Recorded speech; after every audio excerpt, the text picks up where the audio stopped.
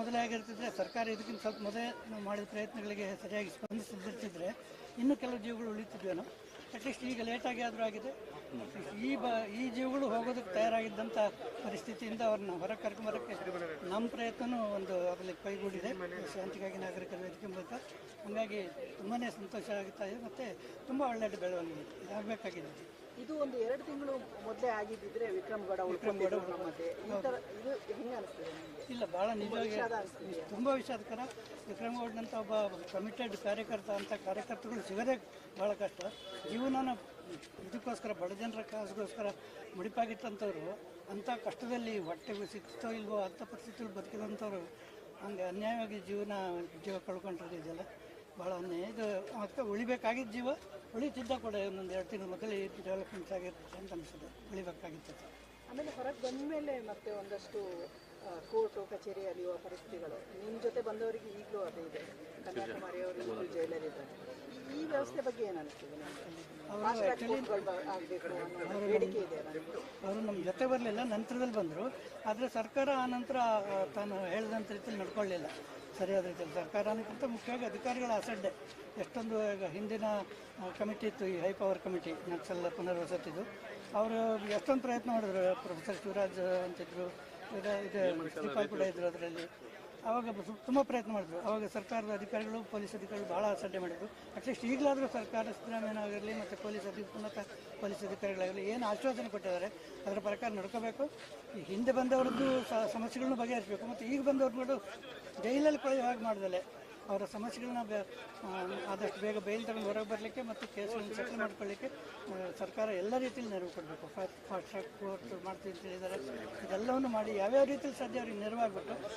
ತಮಿಳುನಾಡು, ಕೇರಳಗಳಲ್ಲಿ ಕೂಡ ಅವ್ರ ಮೇಲೆ ಕೇಸ್ಗಳಿದ್ದಾವೆ. ಅದನ್ನೆಲ್ಲನೂ ವಾಪಸ್ ತೆಗೆಸೋ ನಿಟ್ಟಲ್ಲಿ ಕೆಲಸ ಮಾಡಿ, ಈಗ ಸರ್ಕಾರದವ್ರು ಹೇಳಿದ್ದಾರೆ ಎಲ್ಲ ಕೇಸ್ಗಳನ್ನು ಒಂದೇ ಕೋರ್ಟ್ನಲ್ಲಿ ತಂದು ಡೀಲ್ ಮಾಡೋದಾದರೆ ನಾವು ಅಭ್ಯಂತರ ಮಾಡೋದಿಲ್ಲ ಅಂತೇಳಿ. ಆ ರೀತಿಯ ಯಾವ್ಯಾವ ಸ್ಟೆಪ್ಸ್ ಸಾಧ್ಯ ಎಲ್ಲನೂ ತಗೊಂಡು ಈ ಸಮಸ್ಯೆಗಳು ಇದಕ್ಕೆ ಹೌದಪ್ಪ ಯಾಕಪ್ಪ ಅನ್ನೋದು ಬಂದ್ವಿ ಅಂತ ಅನಿಸ್ಲಾರ್ದಂಗೆ ಸರ್ಕಾರ ನಡ್ಕೋಬೇಕು ಅಂತ ನಾವೆಲ್ಲ ಆಶಿಸ್ತಾ, ಇಡೀ ನಾಗರಿಕ ಸಮಾಜ ಕರ್ನಾಟಕದ ಇವತ್ತು ಆಶಿಸ್ತಾ ಇದೆ.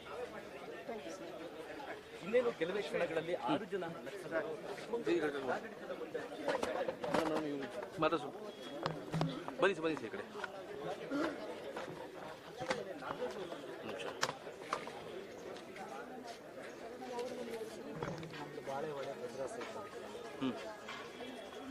ನೀವು ಚೂರಿ ಕಡಿಮೆ ಈ ಕಡೆ ಬಾ. ಹಾಂ, ರೋಲ್ ಈ ಕಡೆ ಕ್ಯಾಮ್ರಾ ಫಸ್ಟ್. ಇವತ್ತು ನಮ್ಮೊಂದಿಗೆ ಉಮೇಶ್ ಅವರು ಇದ್ದಾರೆ. ವಂಜಾಕ್ಷಿ ಅವರು ಅವರ ಸ್ವಂತ ತಮ್ಮ ಉಮೇಶ್ ಅವರಿದ್ದಾರೆ. ಈಗ ಅವ್ರ ಹತ್ರ ಯಾವ ರೀತಿ ಇದೆ ಅಂತ ಸರ್, ಈಗ 20 ವರ್ಷಗಳಿಂದ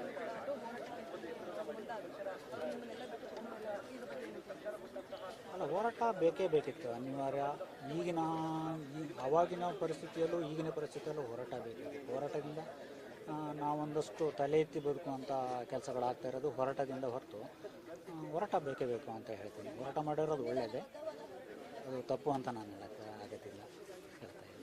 ಸರ್, ಅವರು ಈಗ ಹೋರಾಟಕ್ಕೆ ಅಂತ ಅಂದ್ಬಿಟ್ಟು ಹೋದ್ರು. ಈಗ ಸರ್ಕಾರದಿಂದ ಬರುವಂತಹ ಸವಲತ್ತುಗಳೇನಾರ ಸಿಕ್ತಿತ್ತು ಸರ್, ಅಥವಾ ನಕ್ಸಲೆ ಕುಟುಂಬ ಈ ಥರದ್ದೇನಾರು? ಇಲ್ಲ, ಸರ್ಕಾರ ಸೌಲಭ್ಯ ಏನು, ಸರ್ಕಾರ ಒಂದು ನಕ್ಸಲ್ ಪ್ಯಾಕೇಜ್ ಅಂತ ಕೂಡ ಮಾಡಿತ್ತು. ಸರ್ಕಾರದಿಂದ ಒಂದಷ್ಟು ಇವರು ಹೋರಾಟಕ್ಕೆ ಹೋದಾಗ ಸರ್ಕಾರದಿಂದ ಒಂದಷ್ಟು ಯೋಜನೆಗಳು ಬಂದಿದ್ದಾವೆ. ಆದರೆ ಸರಿಯಾದ ಜನಗಳಿಗೆ ತಲುಪುವಲ್ಲಿ ತುಂಬ ವಿಫಲ ಆಗಿದೆ ಅಂತ ಹೇಳ್ಬೋದು. ಸರಿಯಾದ ಜನಗಳಿಗೆ ತಲುಪಲಿಲ್ಲ ಅಂದರೆ ಅಲ್ಲಿನ ಏನು ಈ ಸಣ್ಣ ಇದ್ದರವ್ರು ಇರ್ತಾರಲ್ಲ, ಅವ್ರು ತಲುಪಿಸಲ್ಲಿ ವಿಫಲ ಆಗಿದ್ದಾರೆ ಹೊರತು ಯೋಜನೆ ಚೆನ್ನಾಗಿ ಬಂದಿತ್ತು. ಸರ್, ಈಗ ಸುಮಾರು ವರ್ಷಗಳಿಂದ ಅವರು ನಿಮ್ಮ ಜೊತೆ ಇರಲಿಲ್ಲ. ಈಗ ಮತ್ತೆ ಮರಳಿ ಅವರು ನಿಮ್ಮ ಜೊತೆ ಬರ್ತಾ ಇದ್ದಾರೆ ಶಾಂತಿಗಾಗಿ ನಾಗರಿಕರ ವೇದಿಕೆ ವತಿಯಿಂದ. ಇದ್ರ ಬಗ್ಗೆ ಏನಂತ ಹೇಳ್ತಾರೆ? ಖುಷಿ ಇದೆ, ತುಂಬ ಖುಷಿ ಇದೆ. ನನಗೆ ಈ ಸಶಸ್ತ್ರ ಹೋರಾಟ ಬೇಡ ಅನ್ನುವಂಥದ್ದು ನನ್ನ ಮನಸ್ಸಿನಲ್ಲೂ ಇತ್ತು. ಇವತ್ತು ಅದಕ್ಕೆ ಸರಿಯಾದ ಒಂದು ದಿನ ಸಿಕ್ಕಿದೆ ಅಂತ ಅನಿಸ್ತದೆ. ಸೂಕ್ತ ನಿರ್ಧಾರ ತಗೊಳ್ಳಿಕ್ಕೆ ಒಂದು ಸರಿಯಾದ ದಿನ ಸಿಕ್ಕಿದೆ. ಸೂಕ್ತ ನಿರ್ಧಾರ ತಗೊಂಡಿದ್ದಾರೆ, ಒಳ್ಳೆ ತೀರ್ಮಾನ ಆಗಿದೆ. ಸಶಸ್ತ್ರ ಬಿಟ್ಟು ಹೊರಗಡೆ ಬಂದು ಹೋರಾಟ ಮಾಡ್ತೀನಿ ಅಂತ ಇರ್ತಕ್ಕಂಥದ್ದು ತುಂಬ ಖುಷಿ ಇದೆ. ಈಗ ವಂಜಾಕ್ಷಿ ಅವರು ಕೂಡ ಈಗ ಬರ್ತಾ ಇದ್ದಾರೆ. ಈಗ ಇವತ್ತು ಶರಣಾಗತಿ ಆಗ್ತಾ ಇದ್ದಾರೆ. ಇದ್ರ ಬಗ್ಗೆ ನಿಮಗೆ ಈಗ ಸುಮಾರು ವರ್ಷಗಳಿಂದನೂ ಕೂಡ ನಿಮ್ಮ ಜೊತೆನೇ ಆಗಿದ್ರು. ಈಗ ಅವ್ರು ಮತ್ತೆ ಪುನಃ ನಿಮ್ಮ ಕುಟುಂಬಕ್ಕೆ ಸೇರಿಸ್ಕೊಳ್ಳೋ ಥರ ಆಗುತ್ತೆ ಸರ್, ಯಾವ ರೀತಿ? ಖಂಡಿತವಾಗ್ಲು ಎಷ್ಟೇ ನಮ್ದನ್ನು ಬಿಡೋಕ್ಕಾಗುತ್ತಾ? ಎಷ್ಟೇ ಆದರೂ ನಾವು ಸೇರಿಸ್ಕೊಂಡೇ ಸೇರ್ತೀವಿ. ಸರ್, ಇಲ್ಲಿ ಹೋರಾಟಗಾರರು, ಚಿಂತಕರು, ಲೇಖಕರು ಮತ್ತು ಸಾಮಾಜಿಕ ಕಾರ್ಯಕರ್ತರೆಲ್ಲ ಇವತ್ತಿನ ದಿನ ಎಲ್ಲ ಬಂದಿದ್ದಾರೆ. ಇದ್ರ ಬಗ್ಗೆ ಏನು ಅನ್ಸುತ್ತೆ ಸರ್? ಅವ್ರಿಗೋಸ್ಕರ ತುಂಬ ಖುಷಿ ಇದೆ. ಅವರೆಲ್ಲ ಈ ಒಂದು ಅವ್ರನ್ನ ಕರ್ಕೊಳ್ತಿದ್ದಾರೆ ಮುಖ್ಯವಾಹಿನಿಗೆ ಅಂತ ಹೇಳೋದು ತುಂಬ ಹೆಮ್ಮೆಯ ವಿಷಯ ಕೂಡ, ತುಂಬ ಖುಷಿನೂ ಇದೆ. ಖುಷಿನೂ ಇದೆ ಸರ್. ಈಗ ಅವರು ಸುಮಾರು 20 ವರ್ಷಗಳಿಂದ ಅವ್ರು ಹೋಗಿದ್ದಾರಲ್ವಾ ಹೋರಾಟಕ್ಕೆ ಅಂತ ಅಂದ್ಬಿಟ್ಟು, ಅಲ್ಲಿ ಆಗಿರುವಂತಹ ಸುಮಾರು ಜನ ಎನ್ಕೌಂಟರ್ ಆದರು. ಅವಾಗ ಆ ಪರಿಸ್ಥಿತಿಯಲ್ಲಿದ್ದಾಗ ಅವಾಗ ನಿಮ್ಗೆ ಯಾವ ರೀತಿ ತುಂಬ ನೋವಾಗ್ತಿತ್ತು. ಏನು ಮಾಡೋ ಪರಿಸ್ಥಿತಿಯಲ್ಲಿ ಇರಲಿಲ್ಲ ಅವಾಗ, ತುಂಬ ನೋವಾಗ್ತಿತ್ತು. ಆದರೆ ನಾವು ಸತತ ಪ್ರಯತ್ನದಲ್ಲೇ ಇದ್ವಿ. ಆದಷ್ಟು ಸಶಸ್ತ್ರ ಹೋರಾಟ ಬೇಡ, ಬಿಟ್ಟು ಬನ್ನಿ, ಅವ್ರನ್ನ ಮನೋತ್ಸವ ಪ್ರಯತ್ನದಲ್ಲೇ ನಾವು ಯಾವಾಗಲೂ ಇದ್ವಿ. ಸರ್, ಅವರು ಹೋರಾಟದಲ್ಲಿ ಇದ್ದಾಗ, ಈಗ ದಟ್ಟವಾದಂತಹ ಅರಣ್ಯ ಪ್ರದೇಶದಲ್ಲಿ ಇದ್ದಾಗ ನಿಮ್ಗೇನಾರ ಒಂದು ಕಮ್ಯುನಿಕೇಟ್ ಮಾಡುವಂಥದ್ದು ಏನಾರು ಇತ್ತು? ಆ ಥರ ಏನಿದೆ. Okay sir, thank you sir. Next ಮುಂದೆ ಬಾ.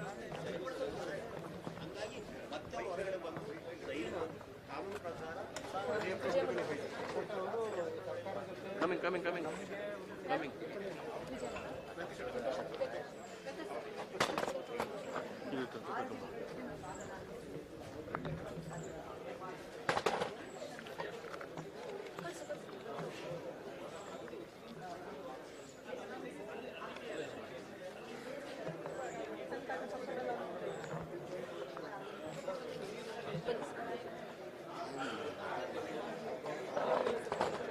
ರೆಡಿ. ರೋಲ್.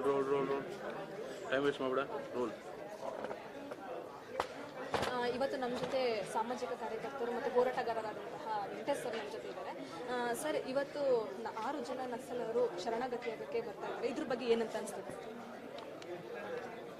ಶಾಂತಿಗಾಗಿ ಜನರ ವೇದಿಕೆ ಮೂಲಕ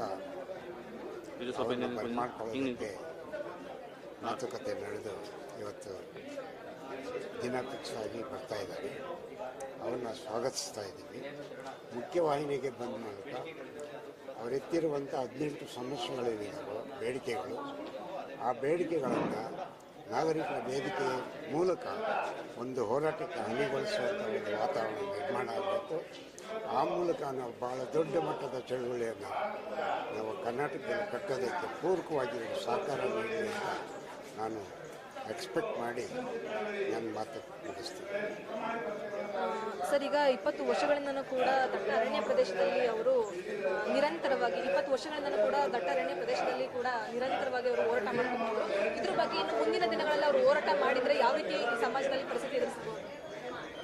ಅಂದರೆ ಈಗಾಗಲೇ 20 ವರ್ಷಗಳಿಂದ ಅವರು ಜನರ ಬದುಕನ್ನು ಒಂದು ನೈತಿಕವಾಗಿ, ಸಾಂಸ್ಕೃತಿಕವಾಗಿ, ಸ್ವಾಭಿಮಾನದಿಂದ ಬದುಕಕ್ಕೆ ಬೇಕಾದಂಥ ವಾತಾವರಣಕ್ಕೋಸ್ಕರ ಅವರು ಅವರ ಬೇಡಿಕೆಗಳನ್ನು ಮುಂದಿಟ್ಟುಕೊಂಡು ಭಾಳ ದೊಡ್ಡ ಮಟ್ಟದ ಚಳುವಳಿಯನ್ನು ಮಲೆನಾಡನ್ನು ಮಾಡಿದ್ದಾರೆ.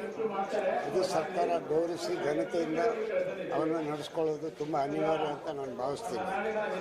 ಮತ್ತು ಜನರ ಪರವಾದ ಹೋರಾಟಗಳು ಹೊರಗಡೆ ಬಂದ ಮೇಲೆ ಅನೇಕ ಚಳುವಳಿಗಳಲ್ಲಿ ಜನರ ಪರ ಚಳುವಳಿ ನಡೆಸ್ತಾ ಇದ್ದಾರೆ. ದಲಿತ ಸಂಘರ್ಷ ಇರ್ಬೋದು, ರೈತ ಸಂಘಟನೆ ಇರ್ಬೋದು, ಜನಶಕ್ತಿ ಇರ್ಬೋದು, ಬೇರೆ ಬೇರೆ ಸಂಘಟನೆಗಳ ಮೂಲಕ ಇವ್ರನ್ನ ಒಳಗೊಂಡು ಭಾಳ ದೊಡ್ಡ ಮಟ್ಟದ ಒಂದು ರಾಜಕೀಯ ಚಳುವಳಿ, ಸಾಂಸ್ಕೃತಿಕವಾಗಿ, ಸಾಮಾಜಿಕವಾಗಿ ಘನತೆ ಗೌರವದಿಂದ ನಿಂತ್ಕೊಂತ ಒಂದು ಚಳುವಳಿ ಕಟ್ಟೋದಕ್ಕೆ ಅವರು ಪೂರಕವಾಗಿ ಕೆಲಸ ಮಾಡಲಿ ಅಂತ ನಾನು ಆಶಿಸ್ತೀನಿ. ಓಕೆ ಸರ್, ಇಷ್ಟು ಕೂಡ ಮಾತಾಡೋಕ್ಕಾಗಕ್ಕೆ ಧನ್ಯವಾದಗಳು ಸರ್. Thank you. ಆರೋಳಿದಾರಂತೆ.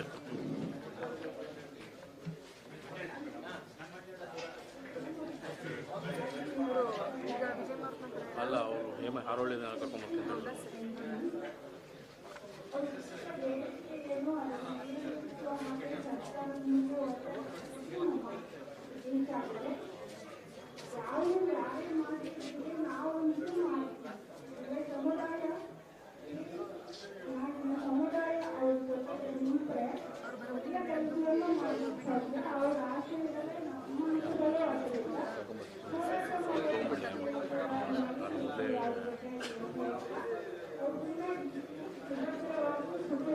ಅವ್ರು ತಗೊಂಬರಲಿಲ್ಲ, ತೊಗೊಂಡ್ಬಣ್ಣ ಅಂತ.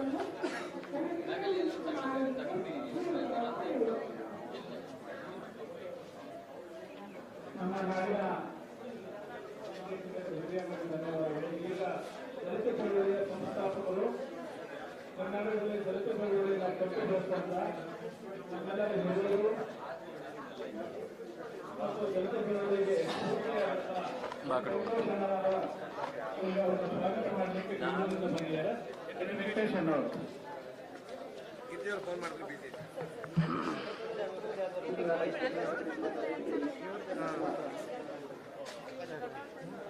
ಎಲ್ಲಿದ್ದಾರೆ ನಿಮ್ಮವ್ರೆ?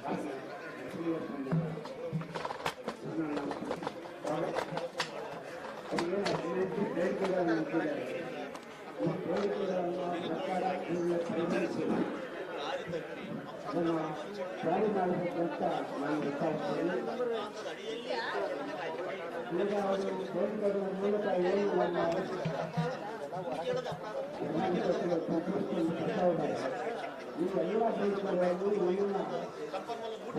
ಬೇಡಿಕೆಗಳನ್ನು ಇಲ್ಲಿನ ಅನೇಕ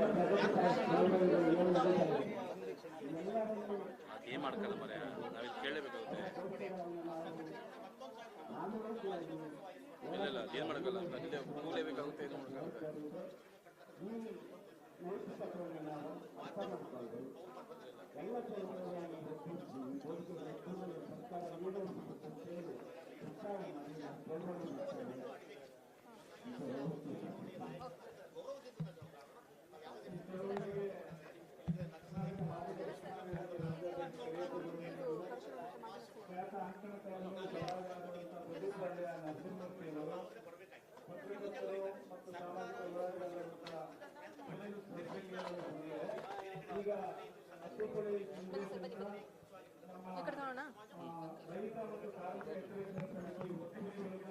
ನಿರಂತರ ಹೋರಾಟ ಮಾಡಿದಂತ ಅದರ ಅಧ್ಯಕ್ಷರಾದಂಥ ಸಂಭ್ರಮದಲ್ಲಿ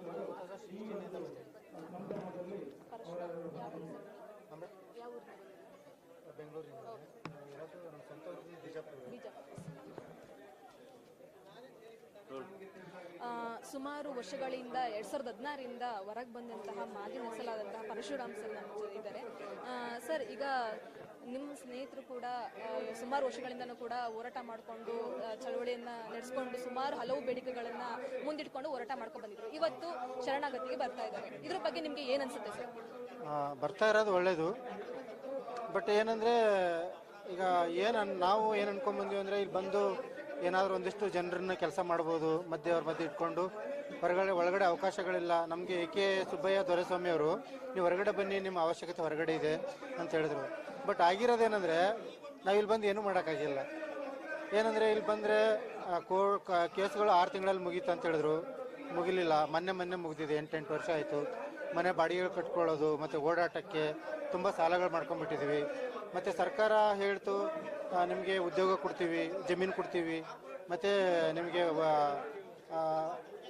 ಕಾಂಪನ್ಸೇಷನ್ ಕೊಡ್ತೀವಿ ಅಂತೇಳಿ. ಬಟ್ ಒಂದಿಷ್ಟು ಜನರಿಗೆ ಕೊಟ್ಟಿದ್ದಾರೆ, 1-2.5 ಲಕ್ಷ. ಅದು ಏನಕ್ಕೂ ಆಗಲ್ಲ. ಅವ್ರು ಕೋರ್ಟು ಕಾನೂನು ಓಡಾಡೋಕ್ಕಾಗಲ್ಲ, ಮನೆ ಬಾಡಿಗೆ ಕಟ್ಟೋಕ್ಕಾಗಲ್ಲ. ತುಂಬ ಪ್ರಾಬ್ಲಮ್ ಇದೆ. ಅದಕ್ಕೆ ನಾನು ಹೇಳ್ತಾ ಇರೋದಂದರೆ ಸರ್ಕಾರಕ್ಕೆ ಈ ಮೂಲಭೂತ ಸಮಸ್ಯೆಗಳನ್ನು ಈಡೇರಿಸಬೇಕು ಫಸ್ಟ್ ಅವ್ರು ಬಂದಾಗಿ. ಈಗ ನೀವೇನು ಅಂದ್ಕೊಳ್ತಿದ್ದೀರಾ, ಅಲ್ಲಿಂದ ಬಂದರೆ ಇಲ್ಲಿ ಏನೋ ಕೆಲಸ ಮಾಡಬೇಕು ಅಂತಿದ್ದೀರಾ. ಕೆಲಸ ಮಾಡಬೇಕು ಅಂದರೆ ಹೆಂಗಾಗುತ್ತೆ? ಈಗ ಮನೆ ಬಾಡಿಗೆ ಕಟ್ಟಬೇಕು, ಜೀವನ ಮಾಡಬೇಕು. ಅದಕ್ಕಾಗಿ ದುಡಿಮೆಗೆ ಹೋಗ್ಬಿಟ್ರೆ ಈ ಕೆಲಸ ಮಾಡೋಕ್ಕಾಗಲ್ಲ. ಮತ್ತು ದುಡಿಮೆಗೆ ಹೋಗೋಕ್ಕೂ ಆಗಲ್ಲ. ಅವ್ರು ಬಂದರೆ ಕೋರ್ಟ್ಗಳಲ್ಲಿ ಕೇಸ್ಗಳಿರ್ತವೆ, ಅವರೊಂದು 70-80 ಕೇಸ್ಗಳಿರ್ತವೆ. ಅದರಿಂದ ಆಚೆ ಬರಬೇಕಾದ್ರೆ ಅವರೊಂದು 8-10 ವರ್ಷ ಅಲ್ಲೇ ಇರಬೇಕಾಗುತ್ತೆ. ಅದಕ್ಕಾಗಿ ನಾನು ಹೇಳೋದೇನೆಂದರೆ ಸ್ಪೆಷಲ್ ಕೋರ್ಟ್ಗಳನ್ನ ಮಾಡಿ ಅವ್ರ ಕೇಸ್ಗಳನ್ನ ಬೇಗ ಮುಗಿಸ್ಬೇಕು. ಅವರಿಗೆ ಮೇನ್ ವಸತಿ, ಅವರಿಗೊಂದು ಉದ್ಯೋಗ ಮತ್ತು ಅವ್ರ ಮಕ್ಕಳಿಗೆ ಎಜುಕೇಷನ್ನು ಅದನ್ನು ತ್ವರಿತವಾಗಿ ಮಾಡಬೇಕು ಅಂತ ನಾನು ಹೇಳ್ತಾ ಇರೋದು. ಸರ್, ಈಗ ನೀವು ಕೂಡ ಸುಮಾರು ವರ್ಷದಿಂದ ಅರಣ್ಯ ಪ್ರದೇಶದಲ್ಲಿದ್ದೀರಿ. ಆವಾಗ ಅಲ್ಲಿದ್ದಾಗಂಥ ಹೋರಾಟಕ್ಕೂ ಇಲ್ಲಿರುವಂತಹ ಹೋರಾಟಕ್ಕೂ ಯಾವ ರೀತಿ ಡಿಫ್ರೆನ್ಸ್ ಇದೆ ಸರ್? ಹಾಂ ಮೇಡಮ್, ಈಗ ಸರ್ಕಾರಗಳು ಸಖತ್ ಜಿಡ್ಗಟ್ಟು ಹೋಗ್ಬಿಟ್ಟಿದ್ದಾವೆ. ಅವು ಬಾಯಿ ಮಾತಲ್ಲಿ ಹೇಳಿದ್ರೆ ಕೇಳೋ ಸ್ಥಿತಿಯಲ್ಲಿಲ್ಲ. ಹೋರಾಟಗಳು ಅನಿವಾರ್ಯ. ಹೋರಾಟಗಳ ಮುಖಾಂತರನೇ ಎಲ್ಲ ಹಕ್ಕುಗಳನ್ನು ಪಡೆಯೋಕ್ಕಾಗ್ತಾ ಇದೆ ಜನ. ಇಲ್ಲಾಂದರೆ ಹೋರಾಟಗಳಿಲ್ಲಾಂದರೆ ಯಾವ ಹಕ್ಕುಗಳು ಪಡೆಯೋಕ್ಕಾಗಲ್ಲ. ಅದೇ ವ್ಯತ್ಯಾಸ ಮೇಡಮ್. ಸರ್, ಈಗ 6 ಜನ ನಕ್ಸಲರು ಈಗ ಶರಣಾಗತಿಗೆ ಬರ್ತಾ ಇದ್ದಾರೆ ಅಂತ ಹೇಳ್ತಾ ಇದ್ದಾರೆ. ಈಗ ನೀವು ಇದ್ದಾಗಲೂ ಕೂಡ ಕುಟುಂಬ ಬಿಟ್ಟು ನೀವು ತೊರೆದಿದ್ರಿ. ಅವಾಗ ನೀವು ಹೊರಗೆ ಬಂದಾಗ ನಿಮ್ಮ ಕುಟುಂಬ ಯಾವ ರೀತಿ ಸ್ಪಂದಿಸಿತ್ತು ಸರ್? ಹಾಂ ಮೇಡಮ್, ಮುಂಚೆನೇ ಎಲ್ಲ ಏನಿತ್ತಂದರೆ ಕುಟುಂಬಗಳು ವಿರೋಧನೇ ಇತ್ತು. ಯಾಕಂದರೆ ಇವಾಗೆಲ್ಲ ಏನಂದರೆ ಈ ಸ್ವಾರ್ಥ ಸಮಾಜ ಇರೋದ್ರಿಂದ ತಂದೆ ತಾಯಿಗಳಿಗೂ ಇರುತ್ತೆ, ನನ್ನ ಮಗ ಹಿಂಗೆ ಜಾಬ್ ಮಾಡಬೇಕು, ನನ್ನ ಮಗ ಯಾವುದೋ ಒಳ್ಳೆ ಕೆಲಸದಲ್ಲಿ ಇರಬೇಕು. ಈ ಥರ ಮನೆ ಬಿಟ್ಟು ಯಾರಿಗೋಸ್ಕರನೋ ಊಟ ನಿದ್ದೆ ಬಿಟ್ಕೊಂಡು ಏನಕ್ಕೆ ಮಾಡಬೇಕು, ಅದೆಲ್ಲ ಮಾಡಬಾರದು ಅಂತ ಮನೆಗಳಿಂದ ಒತ್ತಾಯ ಇರುತ್ತೆ. ಬಟ್ ಅವರಿಗೆ ನಾವು ಇದನ್ನೆಲ್ಲ ಈ ಸಮಾಜದ ಬಗ್ಗೆ ಅರ್ಥ ಮಾಡಿಸಿ ಈ ಥರ ಅನಿವಾರ್ಯತೆ ಇದೆ ಸಮಾಜಕ್ಕೆ, ಅಂದಾಗೆ ಅವರು ಒಪ್ಕೊಂಡು ಇದು ಮಾಡಿರೋಂಥದ್ದು. ಸರ್, ಈಗ ನೀವಿದ್ದಾಗ ದೊರೆಸ್ವಾಮಿ ಅವರು ಮತ್ತೆ ಎ ಕೆ ಸುಬ್ಬಯ್ಯ ನೇತೃತ್ವದಲ್ಲಿ ನಾವು ಹೊರಗೆ ಬಂದ್ವಿ ಅಂತ ಹೇಳಿದಿರಾ. ಈಗ ಇವ್ರು ಬರ್ತಾ ಇದ್ದಾರೆ ಶಾಂತಿಗಾಗಿ ನಾಗರಿಕ ವೇದಿಕೆ ಸಮಿತಿಯಿಂದ, ಇದ್ರ ಬಗ್ಗೆ ನೀವೇನಂತ ಹೇಳ್ತೀರಾ ಸರ್? ಅದೇ ಮೇಡಮ್, ಇವಾಗ ನಮಗೆ ಇದು ಫಸ್ಟ್ ಗೊತ್ತಿರಲಿಲ್ಲ ಸರ್ಕಾರ ಬಗ್ಗೆ. ನಾವು ಏನಂದ್ರೆ ಒಂದು ಎ ಕೆ ಸುಬ್ಬಯ್ಯ ಅವ್ರ ಬಗ್ಗೆ, ದೊರೆಸ್ವಾಮಿ, ಗೌರಿ ಲಂಕೇಶ್ ಅವ್ರ ಜೊತೆಗಿರೋದ್ರಿಂದ ಆ ಧೈರ್ಯದ ಮೇಲೆ ನಾವು ಇವ್ರಿಗೆ ಏನು ಇದು ಮಾಡಿರಲಿಲ್ಲ. ಬಟ್ ಇವಾಗ ಅವ್ರು ಇಲ್ಲದೆ ಇರೋದ್ರಿಂದ ಅವರು ಪರ್ಟಿಕ್ಯುಲರ್ ಆಗಿ ಇಂಥದನ್ನೆಲ್ಲ ಡಿಮ್ಯಾಂಡ್ಸ್ಗಳೆಲ್ಲ ಇಟ್ಟಿದ್ದಾರೆ. ಅದನ್ನು ಫುಲ್ಫಿಲ್ ಮಾಡಬೇಕು. ಸುಮ್ಮನೆ ಈಗ ಕರ್ಕೊಂಬಂದು ಹೊರಗಡೆ ಬಿಡೋಂಥದ್ದಲ್ಲ. ಆ ಪ್ರಾಬ್ಲಮ್ ಎಲ್ಲ ಫುಲ್ಫಿಲ್ ಮಾಡಿ ಅವರಿಗೆ ಅವಕಾಶ ಮಾಡಿಕೊಡ್ಬೇಕು ಅಂತ ಹೇಳ್ತಿದ್ವಿ. ಸರ್, ನೀವು 2016ರಲ್ಲಿ ನೀವು ಹೊರಗೆ ಬಂದ್ರಿ. ಅವಾಗ ನೀವು ಯಾವ್ದಾರ ಬೇಡಿಕೆಗಳು ಇವ್ರ ತರನೇ ಏನಾರ ಬೇಡಿಕೆ ಇಟ್ಕೊಂಡು ನೀವು ಹೊರಗೆ ಬಂದಿದ್ರ ಸರ್ ಅವಾಗ? ಮೇಡಮ್, ಏನಂದ್ರೆ ನಮಗೆ ಸರ್ಕಾರ ಕ್ಲಿಯರ್ ಆಗಿ ನಮಗೆ ಹೇಳಿರಲಿಲ್ಲ. ಕೇಸ್ಗಳೆಲ್ಲ ಒಂದು 6 ತಿಂಗಳಲ್ಲಿ ಮುಗಿಯುತ್ತೆ ಅಂತ ಹೇಳಿದ್ರು. ಈಗ 6 ತಿಂಗಳಲ್ಲಿ ಮುಗಿದ್ರೆ ಆಮೇಲೆ ನಾವು ಕೆಲಸಗಳು ಮಾಡಿಕೊಂಡು ನಾವು ಜೀವನ ಮಾಡ್ಬೋದು. ಅವಾಗಲೂ ಕೂಡ ನಾವು ಏನು ಹೇಳಿದೆ ಅಂದರೆ ನಮಗೆ ಬೇಕಾದಾಗೆ ನಾವು ತೊಗೊಳ್ತೀವಿ ಅಂತ ಬರೆದು ಕೂಡ ಕೊಟ್ಟಿದ್ದೀವಿ. ನಮ್ಗೆ ಅವಶ್ಯಕತೆ ಇದ್ದಾಗೆ ನಾವು ಅವಕಾಶಗಳನ್ನ ತೊಗೊಳ್ತೀವಿ ಅಂತೇಳಿ. ಅವಾಗ ನಾವು ಭೂಮಿದು ಬರೆದು ಕೊಟ್ಟಿದ್ದೀವಿ ಅವಾಗಲೇ, ಮತ್ತು ವಸತಿ ಬರೆದು ಕೊಟ್ಟಿದ್ದೀವಿ, ಮತ್ತು ಕಾಂಪನ್ಸೇಷನ್ ಬರೆದು ಕೊಟ್ಟಿದ್ದೀವಿ. ಅದು ಯಾವುದನ್ನು ಕೂಡ ಸರ್ಕಾರ ಇಲ್ಲಿವರೆಗೂ ನೆರವೇರಿಸಿಲ್ಲ. ಸರ್, ಈಗ ಮುಂದಾದರೂ ಕೂಡ ಎಲ್ಲರೂ ಕೂಡ ಸೇರಿ ನಮ್ಮ ಬೇಡಿಕೆಗಳನ್ನ, ಅಂದ್ರೆ ನೀವೆಲ್ಲ ಅಂದ್ಕೊಂಡಿರುವಂತಹ ಬೇಡಿಕೆಗಳನ್ನ ನೆರವೇರಿಸ್ತಾರೆ ಅಂತ ಅಂದ್ಬಿಟ್ಟು ಏನಾದರೂ ಅನ್ಸುತ್ತಾ ಸರ್? ಇಲ್ಲ ಮೇಡಮ್, ಅದು ಇವಾಗ ಬರ್ತಾ ಇರೋರು ಅದು ಎಲ್ಲ ತಿಳ್ಕೊಂಡು ಬರ್ತಾ ಇದ್ದಾರೆ. ಬಟ್ ಅವ್ರು ಕೆಲವು ಸ್ಪೆಸಿಫಿಕ್ ಬೇಡಿಕೆಗಳನ್ನಿಟ್ಟು ಬರ್ತಾ ಇದ್ದಾರೆ. ಅದು ಈಡೇರಿಸಿದ್ರೆ ಅವ್ರು ಅದನ್ನು ಪ್ರತಿಭಟನೆ ಮಾಡೇ ಮಾಡ್ತಾರೆ ಅವ್ರು ನಾಳೆ. ಓಕೆ ಸರ್, ಇಷ್ಟೊತ್ತು ಇದನ್ನ.comಗೆ ನಿಮ್ಮ ಅಭಿಪ್ರಾಯ ಧನ್ಯವಾದಗಳು ಸರ್.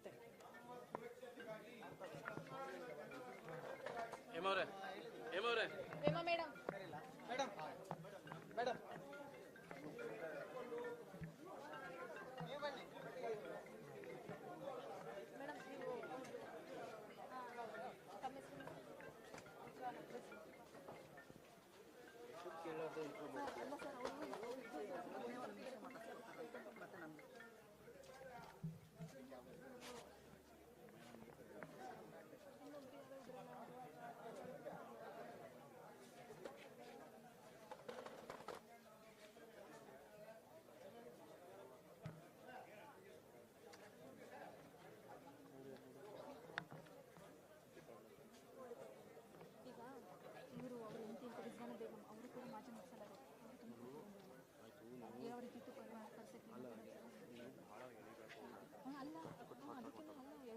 ಹೊರಗೆ ಬಂದ್ರಲ್ಲಿ ಹೆಂಗಿತ್ತು ಸರ್ಕಾರಿನ ಬೇಡಿಕೆಗಳು ಅವಾಗ ನಿಮ್ಮ ಮುಂದೆ ಇದ್ರಲ್ಲಿ ತಂದಿದ್ರ ಆ ಥರದಂತ ಕೇಳಿದಷ್ಟು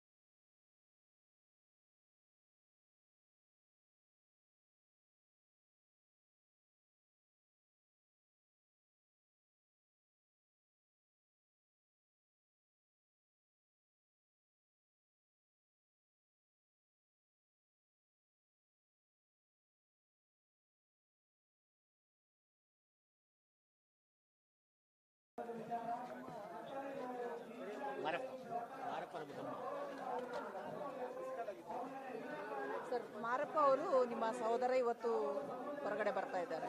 ಅಂದರೆ ಅವರು ಒಂದು 25 ವರ್ಷಗಳಿಂದ ಅಣ್ಣಾ ಸಾಹೇಬ್ ಚಳವಳಿಯಲ್ಲಿದ್ದರು. ಅಂದರೆ ಅವರ ಯಾವ ಉದ್ದೇಶಕ್ಕೆ ಅವರು ಹೋಗಿದ್ದಾರೋ ಆ ಉದ್ದೇಶ ಈಡೇರಿದೆ ಅಥವಾ ಇನ್ನಾದರೂ ಈಡೇರುತ್ತೆ ಅಂತ ನಿಮ್ಗೆ ಅನಿಸುತ್ತಾ?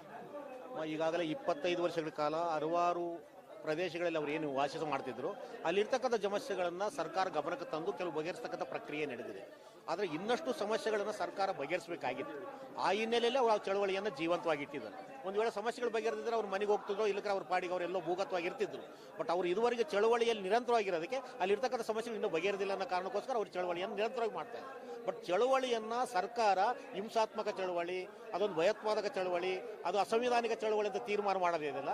ಅದು ತೀರ್ಮಾನ ಮಾಡೋದಕ್ಕೆ ಮುಂಚೆ ಅವ್ರು ಎತ್ತಿರ್ತಕ್ಕಂಥ ಬೇಡಿಕೆಗಳನ್ನು ಸಂವಿಧಾನಬದ್ಧವಾಗಿ ಅಥವಾ ಸಂವಿಧಾನಿಕ ರೀತಿಯಲ್ಲಿ ಅಥವಾ ಸಹನೆಯಿಂದ ಬಗೆಹರಿಸಬೇಕಾಗಿತ್ತು. ಅದು ಬಗೆಹರಿಸಲಾರ್ದೇ ಅವರನ್ನು ವಿರೋಧ ಮಾಡ್ತಕ್ಕಂಥದ್ದು, ಅವರ ನಡೆಗಳನ್ನು ಪ್ರಶ್ನಿಸೋದು ಒಂದಷ್ಟು ಮಟ್ಟಿಗೆ ಮುಜುಗರ ಆಗ್ತದೆ. ಆ ಮುಜುಗರವನ್ನು ಈಡೇರಿಸ್ತಕ್ಕಂಥ ಪ್ರಕ್ರಿಯೆಗೆ ಅವರು ಸಮಾಜದ ಮುಖ್ಯವಾಹಿನಿಗೆ ಬರ್ತಾರೆ. ಸರ್ಕಾರ ಜೊತೆನೂ ಅವರು ಪತ್ರ ಕೊಟ್ಟು ಮನವಿಗಳನ್ನು ಕೊಟ್ಟಿದ್ದಾರೆ. ನಮ್ಮ ಸಮಸ್ಯೆ ಏನು, ನೀವೇನು ಮಾಡಬೇಕು, ನಮಗೆ ಯಾವ ಥರ ಗೌರವ ಕೊಡಬೇಕು, ನಮ್ಮ ಬೇಡಿಕೆಗಳನ್ನು ನೀವು ಯಾವ ಥರ ಪರಿಹರಿಸಬೇಕು ಅನ್ನೋದು ಜವಾಬ್ದಾರಿ ನಿಮ್ಮ ಮೇಲೆ ಇದೆ ಅನ್ನೋದನ್ನು ಹೇಳೋ ಜೊತೆಗೆ ಇವತ್ತು ಮುಖ್ಯವಾಹಿನಿಗೆ ಬರ್ತಾರೆ. ಅವರೇನು ಇಲ್ಲಿ ಬಂದು ಕೂಡಲೇ ಮನೆಗೆ ಹೋಗಂಗಿಲ್ಲ. ಅವರು ಒಂದು ಮತ್ತೆ ಜೈಲಲ್ಲಿ ಇರ್ತಕ್ಕಂಥ ಅವ್ರ ಮೇಲೆ ಇರ್ತಕ್ಕಂಥ ಕೇಸುಗಳಿಗೆಲ್ಲ ಜೈಲಲ್ಲಿ ಇದ್ದುಕೊಂಡೇ ಅವರು ಬಗೆಹರಿಸ್ಕೋಬೇಕಾಗಿದೆ. ಅದು ಬಗೆಹರಿಸ್ಕೊಂಡ ನಂತರ ಮತ್ತೆ ಜನ ಚಳವಳಿಯನ್ನು ಕಟ್ಟಬೇಕಾಗಿದೆ.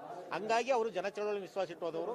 ಮತ್ತು ಮಾಧ್ಯಮಗಳಲ್ಲಿ ಬರೋ ಥರ ವಿಕ್ರಮ್ ಗೌಡ ಎನ್ಕೌಂಟರ್ ಆದ ಕೂಡಲೇ ಭಯಪಟ್ಟು ಬಂದಿದ್ದಾರೆ ಅನ್ನೋ ಅಪಹಾಸ್ಯಕ್ಕೆ ನಾವು ಹೋಗಬಾರ್ದು. ಯಾಕಂದ್ರೆ ಇದಕ್ಕಿಂತ ಮುಂಚೆ ಬಹಳಷ್ಟು ಜನ ಸತ್ತಿದ್ದಾರೆ, ಈಗಲೂ ಇನ್ನೂ ಸಾಯೋರಿದ್ದಾರೆ. ಹಂಗಾಗಿ ಇವರು ತಮ್ಮ ನಡೆಗಳನ್ನು ಪರಾಮರ್ಶೆ ಮಾಡಲಿಕ್ಕೆ ನಾಗರಿಕರು ಅವ್ರ ಮೇಲೆ ಒತ್ತಾಯ ಮಾಡ್ತಕ್ಕಂಥ ಪ್ರಕ್ರಿಯೆಗೋಸ್ಕರ ಅವ್ರು ಬರ್ತಾ ಇದ್ದಾರೆ. ನೀವು ನಾಡಲ್ಲಿರೋದಕ್ಕಿಂತ ನಮ್ಮ ಜೊತೆ ಬನ್ನಿ, ಸರ್ಕಾರ ಜೊತೆ ಮತ್ತೊಂದು ರೀತಿಯ ಸಂಘರ್ಷ ಮಾಡೋಣ. ಆ ಸಂಘರ್ಷದಲ್ಲಿ ನಾವು ಮತ್ತೊಂದು ಸರ್ಕಾರ ಮನವೊಲಿಸಿದಾಗ ಮುಂದಿನ ತೀರ್ಮಾನ ಮಾಡೋಣ. ಅದಕ್ಕೋಸ್ಕರ ದಯವಿಟ್ಟು ನೀವು ತಾತ್ಕಾಲಿಕವಾಗಿ ಜನ ಚಳವಳಿಗೆ ಬರಿ ಅನ್ನೋ ಆಹ್ವಾನವನ್ನು ಅವರು ಸ್ವೀಕರಿಸಿದ್ದಾರೆ. ಹಂಗಾಗಿ ಅವ್ರು ಗೌರವಿಸಬೇಕಾಗಿದೆ. ಸರ್ಕಾರವೂ ನಾನು ಗೌರವಿಸ್ತೀನಿ.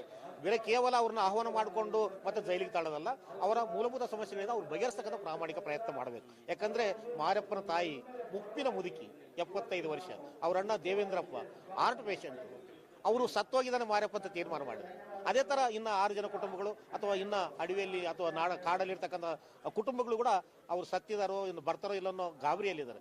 ಆ ಒಂದು ಅವ್ರನ್ನ ಹೊರಗಡೆ ತರ್ತಕ್ಕಂಥ ಮತ್ತು ಅವರಿಗೆ ಆಲ್ಟರ್ನೇಟಿವ್ ಕುಟುಂಬದ ವ್ಯವಸ್ಥೆಯನ್ನು ನೆರವು ಮಾಡ್ತಕ್ಕಂಥ ಮತ್ತು ಕೇಸುಗಳನ್ನು ಮುಗಿಸ್ತಕ್ಕಂಥ ಮತ್ತು ಅವರಿಗೆ ಜನವಾಹಿನಿಯಲ್ಲಿ ಬೆರೆತು ಕೆಲಸ ಮಾಡಲಿಕ್ಕೆ ಒಂದು ಸುಗಮವಾಗಿರ್ತಕ್ಕಂಥ ಅವಕಾಶ ಕಲ್ಪಿಸ್ತಕ್ಕಂಥದ್ದು ನಾಗರಿಕ ಸಮಾಜದ ಜವಾಬ್ದಾರಿ, ಹೌದು, ಸರ್ಕಾರದ ಜವಾಬ್ದಾರಿ, ಮಾಧ್ಯಮದ ಜವಾಬ್ದಾರಿ, ಅದರಲ್ಲೂ ವಿಶೇಷವಾಗಿ ಪೊಲೀಸರ ಜವಾಬ್ದಾರಿ ಇದೆ ಅನ್ನೋದನ್ನು ಮತ್ತೊಂದು ಸಲ ತಿದ್ದುಕೊಂಡು ಅವರಿಗೆ ಅವಕಾಶ ಮಾಡಿಕೊಟ್ರೆ ಖಂಡಿತ ಒಂದು ಶಾಶ್ವತವಾಗಿರ್ತಕ್ಕಂಥ ಚಳುವಳಿ ಶಾಶ್ವತವಾಗಿ ನೆಲದಲ್ಲಿ ಇರ್ತದೆ ಅಂತ ನಾವು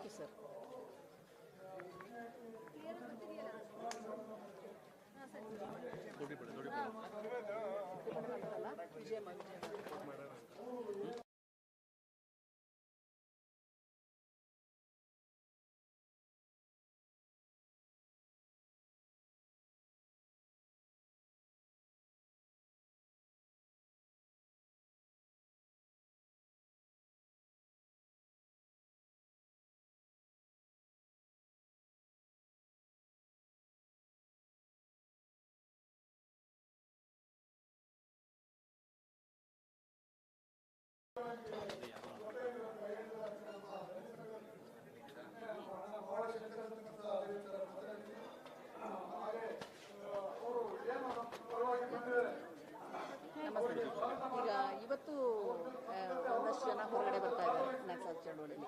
ಅವ್ರನ್ನ ಸ್ವಾಗತ ಮಾಡಲಿಕ್ಕೆ ನೀವು ಬೆಂಗಳೂರಿಂದ ಬಂದಿದ್ದೀರಿ, ಹೆಂಗೆ ಅನಿಸ್ತಿದೆ ನಿಮಗೆ? ತುಂಬ ಸಂತೋಷ ಆಗ್ತಿದೆ. ಎಲ್ಲೋ ಒಂದು ಕಡೆ ಸಮಾಜವನ್ನು ಬಿಟ್ಟು ಆಚೆ ನಿಂತಿರೋರನ್ನು ನಮ್ಮ ಜೊತೆಗೆ, ನಮ್ಮ ಸಮುದಾಯದ ಜೊತೆಗೆ ಸೇರಿಸ್ಕೊಳ್ಳೋದೇ ಒಂದು ದೊಡ್ಡ ಸಂಭ್ರಮ, ಸಂತೋಷ. ಸರ್ಕಾರಕ್ಕೆ ಈ ಮೂಲಕ ನೀವು ಏನು ಹೇಳಕ್ಕೆ ಬಯಸ್ತೀರಿ? ಅಂದರೆ ಹೊರಗೆ ಬಂದ ಮೇಲೆ ಅವರಿಗೊಂದು ಘನತೆಯ ಜೀವನ ಸಿಗಬೇಕು. ಅವರ ಕುಟುಂಬದ ಜೊತೆ ಇಲ್ಲಿವರೆಗೆ ಅವರು ಏನು ನಷ್ಟ ಆಗಿದೆಯೋ ಅದನ್ನೆಲ್ಲ ಇನ್ನೂ ಇರುವ ಒಂದು ಸಣ್ಣ ಜೀವನದಲ್ಲಿ ಅವರು ಕಟ್ಕೋಬೇಕು. ಅದಕ್ಕೆ ಪೂರಕವಾಗಿ ಸರ್ಕಾರ ಹೆಂಗೆ ಸ್ಪಂದಿಸಬೇಕು ಅಂತ ನೀವು ಬೇಡಿಕೆ? ಈಗ ಸದ್ಯಕ್ಕೆ ಸರ್ಕಾರ ಎಲ್ಲವನ್ನು ಕೊಡ್ತೀವಿ ಅಂತ ಹೇಳಿದೆ, ಮತ್ತು ಮಾಡದೆ ಹೋದರೆ ಒತ್ತಡವನ್ನು ತರೋದಕ್ಕೂ ಆಗುವಂಥ ಸರ್ಕಾರ ಇದೆ.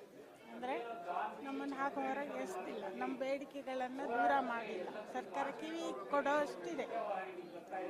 ಅಕಸ್ಮಾತ್ ಏನು ಮಾಡಲಿಲ್ಲ, ಮುಂದೆ ಬರೋರು ಯಾರು ಬಂದವ್ರು ಮಾಡದೇ ಇರ್ಬೋದು, ಇವೆಲ್ಲ ಇರುತ್ತೆ.